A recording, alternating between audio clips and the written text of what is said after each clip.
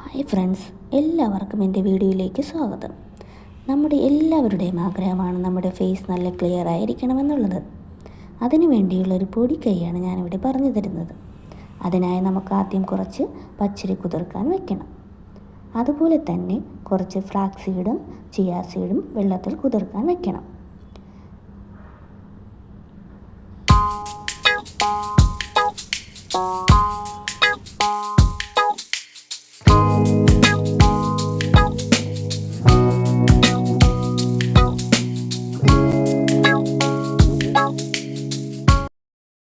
കുതിർന്നതിന് ശേഷം നന്നായി മഷി പോലെ അരച്ചെടുക്കണം.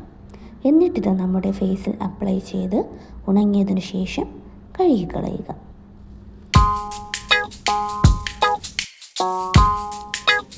ഈ പാക്ക് ആഴ്ചയിൽ 3-4 ദിവസം ഉപയോഗിച്ചാൽ മതി.